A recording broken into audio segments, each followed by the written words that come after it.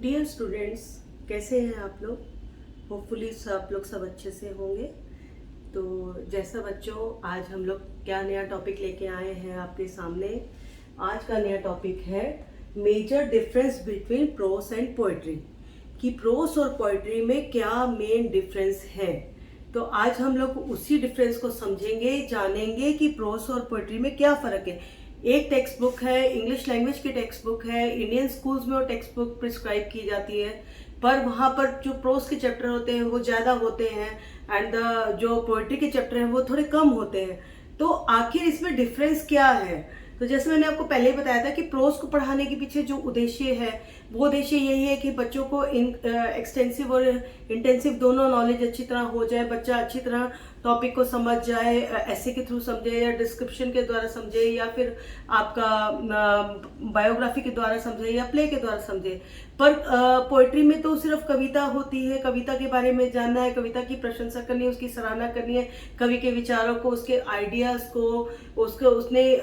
पीछे लिखने का, कविता लिखने के पीछे उनका क्या उद्देश्य था, क्या एक मोटिव था, या फिर उनका way of style of writing क्या है, वो पोइट ने कैसे किस स्टाइल में राइटिंग को लिखा है। तो उसके बारे में सब जानकारी जो है हम लोगों को पोइट्री पढ़ाने के पीछे यही उद्देश्य होता है कि बच्चा उस पोइट की या पोइटेस की जो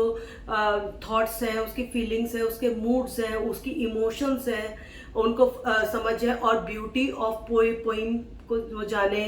तो जैसे कि कोलरिज ने बोला था कि प्रोस को ले लीजिए या पोइट्री को ले लीजिए, बोथ जो दोनों हैं उन दोनों की डेफिनेशन यही है कि बेस्ट वर्ड्स को बेस्ट प्लेस पे रखना, यानी कि prose and poetry are best words on a best, in a best order या ऑन अ बेस्ट प्लेस। तो आज हम लोग इसके डिफरेंस को समझेंगे कि इसका डिफरेंस क्या है, आखिर व्हाट आर द इनके जो एम्स है, aims of teaching prose and poetry, इन दोनों के एम्स ऑफ पोइट्री को पढ़ाने में या प्रोस को पढ़ाने में आखिर इनके उद्देश्यों में क्या फर्क है। तो अगर हम जैसे पहले उद्देश्य की बात करते हैं, प्रोस की अगर हम बात करते हैं, तो pros is taught for language training. Pros क्यों पढ़ाई जाती है, ताकि बच्चों को भली भांति उस लैंग्वेज के बारे में पूरी ट्रेनिंग हो जाए, उनकी कमांड हो जाए, उनकी जो 4 लैंग्वेज स्किल्स हैं, लिसनिंग, स्पीकिंग, रीडिंग, राइटिंग, उन सब पे उनकी अच्छी तरह से बच्चों की क्या हो जाए, कमांड हो जाए, और स्पेशली रीडिंग पार्ट पे। अब इसी तरह अगर हम पोइट्री की बात करें तो पोइट्री पढ़ाने के पीछे क्या एम है, क्या उद्देश्य है। It's aim at appreciation of beauty, कि जो एक सुंदरता, जो सुंदर भाव कवि ने लिखे हैं, जो उन्होंने अपने मूड्स को एक्सप्रेस किया है या उन्होंने अपने आइडियाज को एक्सप्रेस किया है, उन सब की क्या कि बालक उसको पढ़े, उसको समझे और उसकी सराहना करे। या और इसके बाद अगर हम बात करेंगे, अगर हम नेक्स्ट जो आपका डिफरेंस है, ये तो हो गया कि प्रोस और पोइट्री में क्या अंतर है, यानी कि प्रोस का मेन एम है लैंग्वेज ट्रेनिंग और पोइट्री का जो एम है वो एप्रिसिएशन ऑफ ब्यूटी है, कि ब्यूटी को, जो उस कविता की सुंदरता है उसको, उसकी सराहना करना, उसका एप्रिसिएशन करना। अगर हम नेक्स्ट पॉइंट की बात करें तो exposition and explanation are main part. यहाँ पर जब हम लोग प्रोस पढ़ाते हैं बालक को, तो प्रोस को पढ़ाने के पीछे एक ये भी उद्देश्य होता है, या प्रोस में एक्सपोजिशन और एक्सप्लेनेशन पर ज़्यादा ध्यान दिया जाता है, कि बच्चा एक ही जिस चैप्टर के बारे में बच्चे को समझाया जा रहा है उसकी बारीकी को वो अच्छी तरह समझ ले, उसकी पूरी एक्सप्लेनेशन को समझ ले, एक एक शब्द की पकड़ उस पर हो, एक एक शब्द की वो प्रोनाउंसिएशन अच्छी तरह सीख ले, और उसके स्पेलिंग से वो अच्छी तरह भली भांति परिचित हो, जो भी डिफिकल्ट वर्ड्स आते हैं, जो भी डिफिकल्टीज आती है या जो भी जिस्ट है उसका वो अच्छी तरह से समझ जाए। इसीलिए उसको पूरी तरह एक्सपोज कर दिया जाता है, उस प्रोस चैप्टर को अच्छी तरह पढ़ाया जाता है, उसको वेल एक्सप्लेन किया जाता है। और यहीं पर अगर हम पोइट्री की बात करें तो it is depends on the teacher, कि इफ इट इज डिजायरेबल, अगर वहाँ पे इच्छा है, अगर वो चाहती है कि इसको सविस्तार बालक को समझे और बालक जो है इसमें पूरी तरह एक एक शब्द को एक्सप्लेन किया जाए, एक एक शब्द के बारे में बालक को अच्छी तरह समझाया जाए, तो it is depends on the desire, कि इट इज डिजायरेबल। इसीलिए हम लोग बोलते हैं the aim of teaching poetry is desirable. Okay, next अगर हम बात करेंगे, if the teacher is teaching the poet prose, she can teach that pros in units, यानी कि अगर कोई बहुत बड़ा लेसन है, बहुत बड़ा चैप्टर है, तो टीचर उनको यूनिट वाइज पढ़ा सकती है, कि जैसे कि कुछ पैसेज एक यूनिट में पढ़ा सकती है, अगले दिन दूसरे पैसेज पढ़ा सकती है, तीसरे दिन तीसरे पैसेज पढ़ा सकती है। बट अगर हम बात करेंगे पोइट्री की, तो पोइट्री में एक कंडीशन अप्लाई होती है कि it should be teached in the whole poem should be teached in a one day, यानी कि एक ही समय में आप उसको शुरू करें और एक ही समय में, मतलब एक ही उसी टाइम स्पेन में उसको खत्म कर दें। क्योंकि अगर वो यूनिट्स में पढ़ाई जाती है पोइट्री, तो एक तो ये नियम के विरुद्ध है, दूसरा ये जो पोइट्री है वो बच्चे को इजीली समझ में नहीं आएगी, वो उसकी जो एप्रिसिएशन ऑफ ब्यूटी है उसको नहीं समझ पाएगा, उन इमोशंस को, मतलब बार बार टीचर उन इमोशंस को डेवलप नहीं कर पाएगी, उस मूड को डेवलप नहीं कर पाएगी, क्यों उस पोइट ने वो पोइम लिखी है, उस सेम, क्योंकि आज स्टूडेंट उस मूड में है कि वो उस पोइम को समझ रहा है, सुन रहा है, पर हो सकता है कि कल वो उसके मूड्स चेंज हो जाए, उसके इमोशंस चेंज हो जाए, तो वो उसने ध्यान से उतना इतना इंटरेस्ट नहीं ले उस पोइम में, इसलिए पोइम को one in a whole part should be finished in a one day, कि एक दिन में आप शुरू कीजिए और उसी दिन में उस पोइम को खत्म कर दीजिए। पोइम का चयन इस तरह से करके, या जो भी पोइम है उसको इसी तरह से पढ़ाना चाहिए। अगली अगर हम डिफरेंस की बात करें, तो जो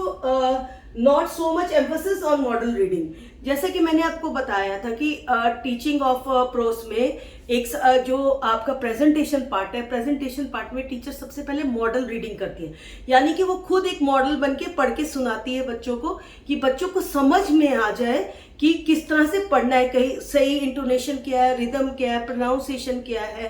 पर अगर पोइम की बात करते हैं तो अगर हम मॉडल रीडिंग की बात करते हैं, तो प्रेजेंटेशन में टीचर जो है वो एक मॉडल रीडिंग तो करती है, पर मैंने आपको जैसे बताया कि यहाँ पे मॉडल रीडिंग तो होती है, पर यहाँ पर इतना जोर नहीं दिया जाता, क्योंकि इसमें साइलेंट रीडिंग भी कराई जाती है, लाउड रीडिंग भी कराई जाती है। बच्चे को प्रोस पढ़ाने के टाइम में और भी रीडिंग पार्ट पे ध्यान दिया जाता है। ऐसा नहीं कि खाली टीचर ने पढ़ के सुना दिया और टीचर ही सुना रही है और बालक को समय नहीं बोला जा रहा है उसको लाउड रीडिंग का या फिर साइलेंट रीडिंग का। बट यहाँ पर प्रोस में तो ऐसा करने से चलेगा, पर अगर पोइम की हम बात करें तो इसमें मोर एम्फेसिस, जो ज्यादा जोर दिया जाता है वो मॉडल रीडिंग पे दिया जाता है, कि टीचर बीइंग अ मॉडल उस पोइम को बार बार रिसाइट कराए, बच्चों को बार बार पढ़ के सुनाए, ताकि गलतियां होने की गुंजाइश कम से कम हो जाए। यानी कि हम इस पॉइंट को कह सकते हैं कि prose does not emphasis on the model reading, कि in the prose the emphasis is not on the model reading, but in the poetry more emphasis is on model reading. यानी कि टीचर को इसमें एक मॉडल बन के poem को बार बार पढ़ना पड़ता है, बार बार बच्चों को रिसाइट करके पोइम सुनानी पड़ती है, ताकि बच्चा सही तरीके से उस पोइम की रिदम को पकड़े, उसको सही इंटोनेशन से गाए और उसको सही तरीके से चीज को समझे, उस पोएट्री को समझे। अगर हम बात करेंगे लास्ट पॉइंट की, जो हमारा डिफरेंस, जो इन दोनों के डिफरेंस को दर्शाता है प्रोज के और पोएट्री के, much assignment is needed from the prose part, because the chapters are so long, in so many units it has been divided and it has been taught in so many steps, and it is divided into so many units, and teacher teach it by unit